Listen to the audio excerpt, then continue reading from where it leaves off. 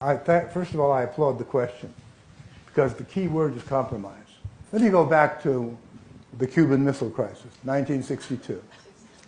Two totally independent leaders, Nikita Khrushchev and Fidel Castro, decide that it would be a good idea for Russia to deploy missiles on Cuban soil. Did they have the right to make that decision? Absolutely. Two independent countries. So they make that agreement. And the Soviets begin bringing in the missiles, well, the parts to assemble them. And the United States discovers this. Kennedy says to the Russians, turn your ships around or we will sink them. And if that leads to World War III, so be it. And the Russians turned their ships around. But there was a compromise.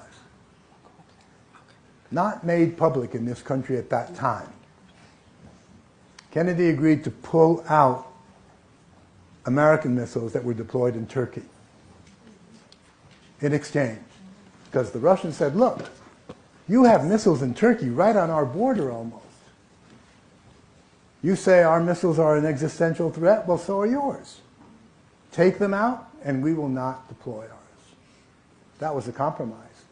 Now, Kennedy asked that this not be made public because it would kind of be seen as a loss of face and blah, blah, blah. And it wasn't made public, and then it was later on. So that was a compromise. And it helped avoid World War III. The Russian leadership sees NATO as an existential threat. Rightly or wrongly, that's not the point. The point is that that's the way it's seen. And this is not politics. You know, why would you bring NATO closer and closer to our borders, they say. In Latvia, it's on the border. In Estonia, it's on the border. Now, Ukraine is moving westward.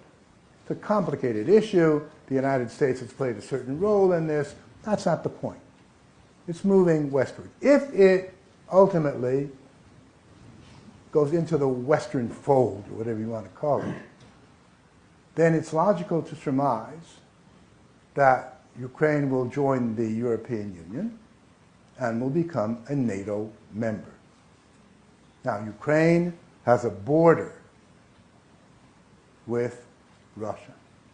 Not only that, but Crimea, which was traditionally Russian, Sevastopol was always the base of the Navy, the Russian Navy, naval fleet of the Black Sea. So if Crimea remains Ukrainian, and if Ukraine becomes part of NATO, the Russian fleet won't be in Sevastopol, but the American Sixth Fleet might very well be there. And NATO will be on Russia's southwest border. And the Russians see this as an existential danger. And they say, we will not permit it. Now, does that correspond to international law? No, it doesn't. But when you talk about existential threat, you say, I don't care about international law, as in the Cuban Missile Crisis. You say, no, we don't give a damn how you feel. We're not going to allow this. It is my opinion that had from the very outset been some kind of internationally negotiated agreement that Ukraine would not become a member of NATO for at least the next 50 years, there would be no Ukrainian problem.